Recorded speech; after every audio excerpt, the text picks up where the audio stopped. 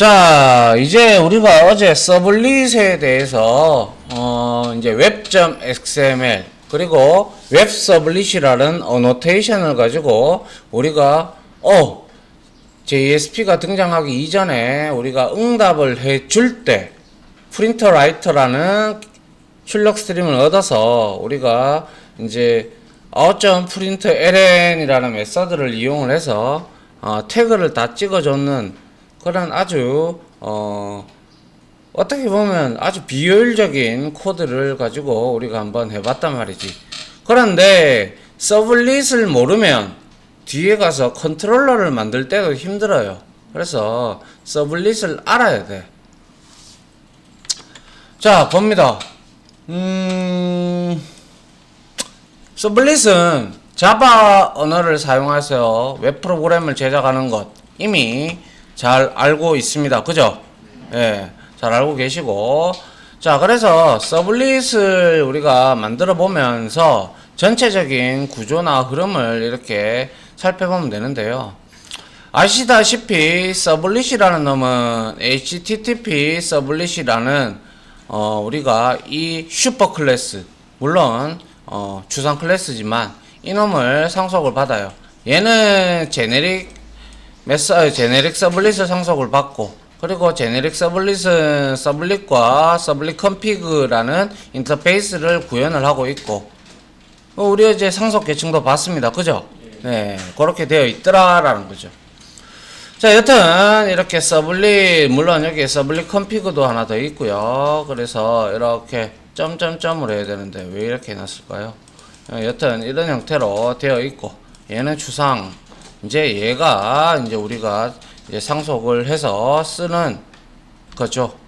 그래서 앞에 HTTP가 붙었다라는 게 바로 웹을 나타내는 거죠.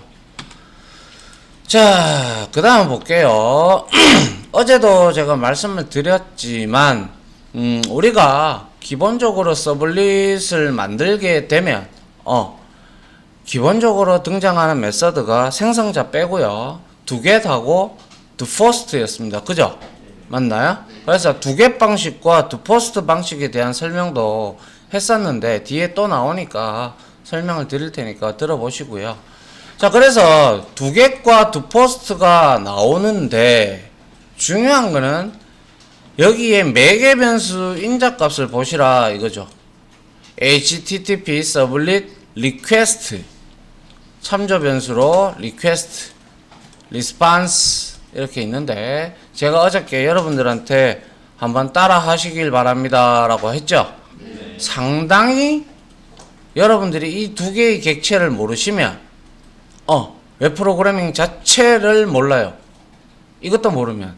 그죠? 그래서 리퀘스트는 클라이언트로부터 요청이 들어오는 거고, 그리고 간단하게 말하자면 그렇다는 거고, 또한 나중에 여러분들이 웹사이트를 만들게 되면 내부적으로 또 돌아가는 그런 것들이 있기 때문에 이 페이지 단에서 이 페이지로 옮기고 이 페이지로 가야 된다. 예를 들어서 한 페이지를 건너가야 돼. 뒤에 가면 우리가 include action tag라든지 페이지 지시자라든지 여러 가지를 조금 개념들을 배우게 될 텐데, 그 개념들을 배우게 되면 이렇게 포함도 하고 그리고 이렇게 건너가기도 하고 그러는데, 그때 어때요? 이거는 여기에서는 사용자가 요청을 했기 때문에 리퀘스트 맞아요. 그런데 이걸 뭔가를 다른 걸 눌렀을 때 얘가 이것도 포함을 하고 그 다음에 여기에 뿌려줘야 되는 경우도 있어요. 그럴 때는 여기에서 이렇게 넘어가게 페이지에서 페이지 단으로 넘어가도 이거는 리퀘스트인 거예요. 내부적으로 보면. 맞죠? 얘도 역시 리퀘스트가 되는 거예요. 이런 형태도 많다라는 거죠. 순수하게 클라이언트가 요청만 하는 것을 리퀘스트 객체로만 다 담는 건 아니라 이 말이죠. 페이지와 페이지 단에서도 충분히 이렇게 리퀘스트 객체를 통해서 이제 우리가 줄 수가 있다라는 거죠. 그래서 이제 우리가 이제 요청 처리 객체, 응답 처리 객체 해서 이제 뒤에 가면 이제 JSP에도 이 리퀘스트와 리스판스가 나오는데, 그때는 얘네들이 JSP에서는 이거를 내장 객체로서 가지고 있어요. 그래서 언제 어디서든지 간에 우리가 스크립트릿 그 안에다가 우리가 이렇게 자바 코드를 생성해 줄 수 있습니다. 그래서 기억하실 거는 요청 처리 객체 리퀘스트와 응답 처리 객체 리스판스는 프로토타입, 그러니까 근본이 자 HTTP 서블릿 리퀘스트와 HTTP 서블릿 리스판스다라고 기억을 해주시면 좋겠고요. 아울러 이 둘이는 누가 생성해줘요? 예? 이 누가 생성해줘요? 어제 내가 얘기했는데. 예? 그쵸? 자, 이거 두 개는 톰캣 컨테이너가 생성을 해줍니다. 알겠습니까? 예, 그렇기 때문에 우리가 따로 뭐 어쩌고 저쩌고 이렇게 만들 필요가 없단 말이지. 맞죠? 예. 그래서 얘는 이제 예외 처리를 대던지기를 하고 있고요. 이제 두 개 돼서 시스로 시작을 하게 되면 콘솔 출력이라는 걸 이미 너무나 잘 알고 있고, 그리고 컨텐츠 타입을 지정을 해줬고, 그리고 제가 항상 응답은 HTML로 해줘야 된다 그랬죠? 맞나요?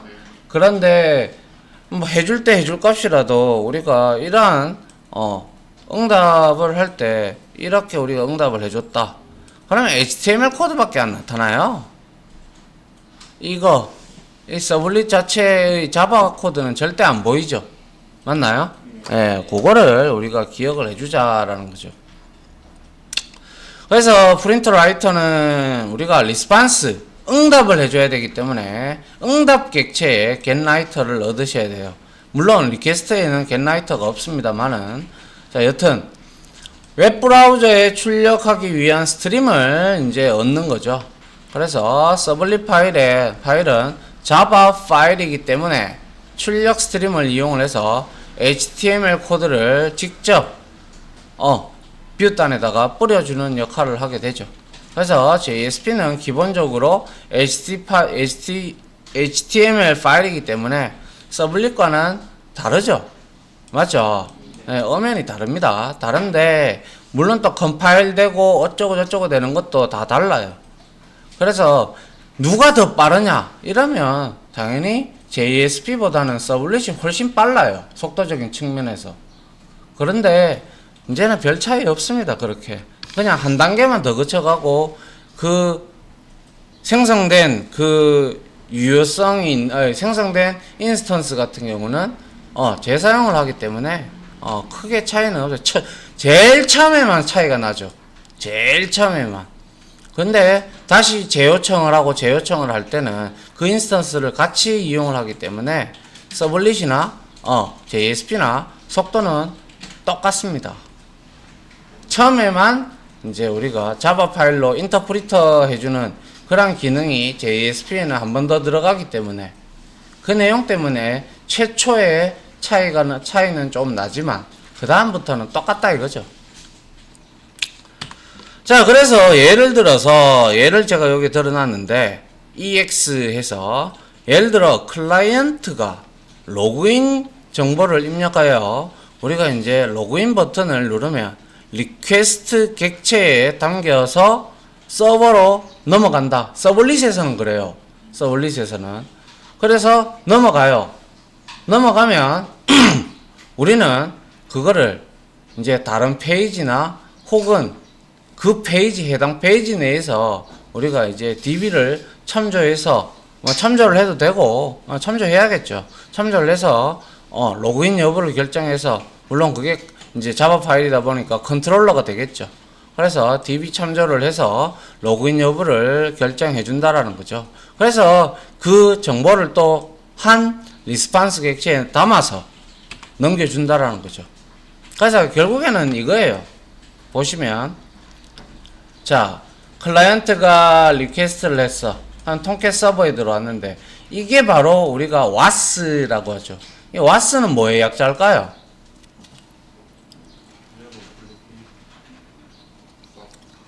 좀 크게 대답하세요. 다 죽어가는 목소리로 얘기하지 말고 목소리 크게 나오게 만들어줄까 내가. 웹 어플리케이션 서버. 그렇죠. WAS는 웹 어플리케이션 서버입니다. 알겠습니까? 이 용어도 아주 범용적으로 쓰이는 용어이기 때문에 잘 알아두시기 바랍니다. 그래서 DB하고 연동을 할 수 있으면 연동을 하고, 이거는 계략적인 모식도고요. 디테일한 모식도는 제가 어제 말씀드렸던 칠판에 그려드렸던 MVC 패턴으로 이제 모델단하고 이렇게 왔다 갔다 하는 거죠. 그래서 크게 보면 이렇다는 거예요. 클라이언트의 요청이 들어오면 서버에서는 그것을 받아서 처리를 하는데, 여기서 중요한 것은 요청 처리 객체 및 응답 처리 객체는 누가? 톰캣 서버가 바로 만들어 준다라는 거죠. 알겠습니까? 예, 그거를 기억을 하자라는 거죠. 자, 두 번째, 굉장히 이제 여러분들이 많이 이제 웹 어플리케이션이나 이제 웹 쪽으로 그 취업을 하신 분들이라 취업하게 되시는 분들은 get 방식과 포스트 방식에 대해서 상당히 많이 잘 알아야 돼요. 잘 알아야지만 언제는 get 방식을 쓸 건지, 언제는 포스트 방식을 쓸 건지 결정을 할 수가 있겠죠. 그래서 두 개씩 있고, 기본적으로 생성되는 게 두 개씩 있고 두 first가 있어요. 그래서 get 방식은 자 보시면 자 URL 값으로 정보가 전송이 함께 됩니다. 예를 들어서 여러분들이 로그인을 했다. 그럼 로그인의 내용이 같이 딸려서 URL에 표식이 됩니다. 이런 물음표 이렇게 돼가지고, 그래서 뒤에 ID는 니꼴 키와 밸류의 형태로 ID는 뭐고, 그 다음에 또 물음표에서 그 패스워드는 또 이렇게 해서 밸류 이래 나온다고요. 이래 하면 됩니까? 아니, 미친 짓이죠, 이런 거. 그래서 이런 것들을 우리가 쿼리 문자열이라고 하는데요. 그래서 우리가 이제 JSP 파일이나 HTML 파일 내에서 우리가 폼 태그를 이용을 해서 이제 오늘 해볼 겁니다. 그래서 폼 태그를 이용을 해서 메서드 속성 값을 우리가 get 방식으로 주느냐 포스트 방식으로 주느냐에 따라 get 방식을 줬다. 그럼 get으로 가는 거예요. 그리고 URL에 바로 입력을 했다. 서블릿을 또 바로 컨트롤 F11번을 해서 우리가 실행을 시켰다. 그럼 무조건 get 방식입니다. 무조건. 아무 이유 없습니다. 그래서 자, 여기에 속성값을 우리가 포스트 방식으로 바꿔주면 그제서야 비로소 포스트 두 포스트를 호출하게 됩니다. 알겠습니까? 예. 네, 그래서 자, 결국에는 이거죠. get 방식은 URL 값으로 정보가 함께 전송이 돼서 날라오고요. 그래서 보안에 약하다라고 어제도 얘기했고, URL 경로 뒤에 물음표와 함께 파라메타를 붙여서 전송을 하는데, 이것을 우리가 쿼리 문자열이라고 합니다. 쿼리 문자열은 각각의 파라미터, 제가 아까 물음표라고 했는데 처음에만 물음표고 그 다음에는 엔드 값으로 구분을 합니다. 그 다음에 포스트 방식은 얘는 우리가 회원 정보, 회원 가입, 그리고 보안에 굉장히 좀 강해야 되는 그러한 부분이라면 두 포스트를 호출하는 게 좋습니다. 왜냐하면 얘는 URL에 이런 쿼리 스트링으로 해가지고 쿼리 문자열로 안 나타내거든요. 그냥 그 웹사이트에 이제 페이지 주소만 나타내고 뒤에 값들은 안 나타납니다. 자, 예를 들어서 설명을 드리면, 자, 우리가 이렇게 네이버에 들어갔어요. 네이버에 들어갔는데 여기서 내가 예를 들어서 뭐라고 할까요? 이걸로 한번 해볼게요. MySQL 하니까 여기에 보이죠? 쿼리 문자열이. 예, 요렇게 다 보인단 말이지. 맞나요? 예. 그런데 내가 여기서 로그아웃을 하고, 왜 안 되나, 임마? 돌았나? 마, 이씨. 왜 이렇게. 자, 로그아웃을 하고, 내가 로그인을 한다고 칩시다. 그러면 지금 이렇게 해서 로그인 모드로 지금 들어왔고요. 그래서 폼에 URL이 여기에 지금 한글로 돼 있어서 유니코드로 나온 거예요. 자, 그래서 내가 여기에다가 내 거를 이렇게 입력을 했어. 그래서 여기다가 내가 로그인을 딱 눌렀어. 딱 누르니까 뭐 지금 방금 뒤에 뭐가 나타났나요? 안 나타났죠? 이게 두 포스트 호출했다는 거죠. 알겠습니까? 예, 이러한 보안에 강해야 되는 값들은 여러분들이 반드시 두 포스트를 쓰셔야 됩니다. 그래서 포스트 방식은 우리가 두 개시나 두 포스트나 마찬가지인데 얘네들은 우리가 요청을 하게 되죠. 요청하는 방식이잖아. 그죠? 요청하는 방식이기 때문에 리퀘스트의 객체에 헤더라는 부분이 있어요. 나중에 헤더 메서드를 우리가 호출해서 출력을 해볼 수도 있습니다. 그래서 헤더를 이용해서 정보가 전송되기 때문에 상당히 보안에 강하다라고 생각을 하시면 되고, 뭐 여튼 클라이언트하고 이렇게 와스하고 왔다 갔다 해주는 객체 이 두 개는 서버단 통캣 서버에서 만들어 준다라는 것, 그리고 겟 방식은 이렇다, 그리고 두 포스트 방식은 이렇다 이 말입니다. 알겠나요? 예, 그래서 클라이언트 즉 HTML이나 JSP도 될 수 있습니다. HTML, JSP, PHP, ASP 다 똑같습니다. 여기에서 폼 태그를 이용해서 아이디나 PW, 패스워드를 보낼 때는 방식에는 get 방식과 post 방식이 있는데 그거에 따라서 우리가 두 get을 호출할 수도 있고 두 post를 호출할 수가 있어요. 폼 태그에 메서드 속성 값을 어떤 걸 주느냐에 따라서. 알겠습니까? 예, 그렇게 정리를 해 두시고요. 자, 그래서 두 get을 보면 두 get은 HTML 폼 태그에서 get일 때 호출되고요. 그리고 웹브라우저 주소창에 바로 우리가 적어도 get 방식이다 했어요. 그죠? 네. 예. 그래서 이렇게 받고 웹브라우저에서 두 get 왔다 갔다 하면서 이제 이렇게 응답 처리해 준다라는 그러한 부분을 이렇게 나타낸 거고요. 그 다음에 이제 두 get은 보면 우리가 해줄 때 set content type은 돌려줄 응답할 그 컨텐츠 타입을 우리가 지정을 해줘야죠. 맞나요? 그래서 보통 우리는 보통이 아니죠.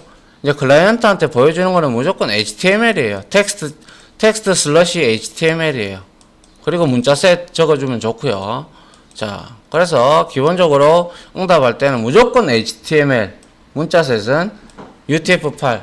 근데 문자셋을 UTF-8로 우리가 위에서 이미 페이지 인코딩에서 다 설정을 해놨기 때문에 여기서 굳이 이렇게 해도 되고 안 해도 되는데, 그런데 해주는 게 좋습니다. 근데 이거는 빠져서는 안 됩니다. 알겠죠? 예, 그렇게 해서 보시면 되고요. 그래서 두 get은 이렇게 해서 우리가 호출했다라는 거, 이렇게 나온다라는 거 우리가 알 수가 있고요. 그리고 프린터 라이터 썼으면 리소스 썼으니까 해제해줘야죠. 그죠? 맞죠? 예. 자, 그 다음에 do first. 자, 요게 이제 생겨있는, 자, get 방식의, HTML 코드에서, 자, 이렇게 액션 속성도 있고요. 메서드도 있고요. 이제 value 값도 있고요. name 값도 있고, 여기에 또 anchor 타입이라는 속성도 있고, 여러 가지 속성들이 폼 태그 안에는 많아요. 그래서 그 타입들은 나중에 우리가 하나하나씩 배워갈 겁니다. 그래서 이렇게 폼 태그는 하나의 영역을 폼으로 잡겠다라는 거예요. 오늘 왜 이러지? 그래서 여기에 이제 폼으로 끝나고 폼으로 이제 역슬래시로 끝났는데 이 안에 이 지금 인풋 태그가 하나 들어가 있단 말이지. 근데 인풋 타입에는 또 타입에는 굉장히 종류가 많아요. 뭐 서브밋도 있고 리셋도 있고 버튼도 있고 텍스트도 있고 넘버도 있고 하여튼 저도 다는 못 외우고요. 봐야죠. 그래서 필요에 따라서 우리가 쓸 수가 있어요. 근데 이 서밋이라는 것은 말 그대로 서밋이 전송하다라는 뜻이죠. 그래서 요렇게 우리가 표식을 하게 되면 이 폼이라는 이걸 폼이라고 가정했는 영역이라면 여기 안에 요렇게 버튼 같이 생겨서 밸류는 요 버튼 위에 올라가는 값이에요. 그래서 여기 포스트 이렇게 글자가 만들어지고요. 그리고 나서 얘는 서밋을 기능을 가지고 있기 때문에 우리가 요거를 딸깍 클릭을 하게 되면 어떤 페이지로 이동한다? 포스트 메서드 .jsp는 이렇게 적어줘야 되고요. 그게 아니라 우리가 서블릿 파일을 호출할 때는 그냥 포스트 메서드에서 서블릿, 웹 서블릿 그거 우리 해주는 URL 매핑 해주는 그 값 불러주면 돼요. 여기서 알겠습니까? 예. 그래서 두 포스트가 호출이 되는 거예요. 그래서 여기에 뭐 두 포스트 방식입니다. 이렇게 되어 있는 거죠. 됐습니까? 예, 이건 두 개의 파일을 가지고 이제 이거는 UI 창이 되겠죠. 여기에다가 인풋 태그에가 텍스트 주고 여기에다가 우리가 뭐 ID 값을 받을 수도 있고요. 또 인풋 태그에서 여기 타입을 패스워드로 주고 여기에 패스워드도 받을 수도 있고 라디오 버튼 뭐 체크박스 다 있어요. 여기 나중에 다 해볼 겁니다. 자, 요까지 일단 요거는 내가 설명을 이미 했었어요. 그죠? 컨텍스트 패스라고 해서 이거 우리의 서버 XML 파일을 열어보면 독베이스하고 패스하고 릴로더블 그죠? 이거 다 우리가 제가 주석 처리해 가지고 여러분한테 드렸죠. 그래서 이거는 이제 서버 단에 우리가 이 프로젝트를 만들고 실행을 하게 되면 추가를 하게 되면 말이죠. 그러니까 추가를 하게 되면 자동으로 이 컨텍스트 패스가 만들어집니다. 그래서 이 컨텍스트 패스에 대한 개념을 좀 잘 알고 계셔야 되는데요. WAS 통상 웹 어플리케이션이죠. 그래서 구분을 하기 위한 패스다. 만약에 예를 들어 여러분들이 이클립스에 이렇게 패키지 익스플로어에 그냥 하나의 패키지만 하나의 프로젝트 웹 어플리케이션만 있다면 이게 하나의 응용 어플리케이션 아닙니까? 웹 그죠? 맞잖아요? 예, 프로젝트 하나밖에 없으니까 굳이 뭐 구별 지을 필요는 없죠. 그런데 우리가 앞으로 배워나가기 위해서는 프로젝트가 계속 늘어나죠. 그럼 이거를 우리가 구분을 짓기 위해서는 컨텍스트 패스를 이렇게 해서 우리가 얻어내야 돼요. 나중에 파일 경로라든지 뭐 일단 어떠한 경로를 우리가 얻고자 한다면 컨텍스트 패스를 이제 얻어서 그 안에 들어가서 또 경로를 찾아내야 되는 거죠. 맞나요? 그래서 이거는 제가 말씀드렸다시피 통상 우리가 이렇게 다이나믹 프로젝트로 만들었다면 그 이름하고 똑같다고 볼 수가 있죠. 맞잖아요. 예, 그래서 우리가 프랙티스 언더바 챕터 01이나 02를 하게 됐을 때 독베이스에 그게 추가가 되죠. 패스가. 맞나요? 맞습니까? 예.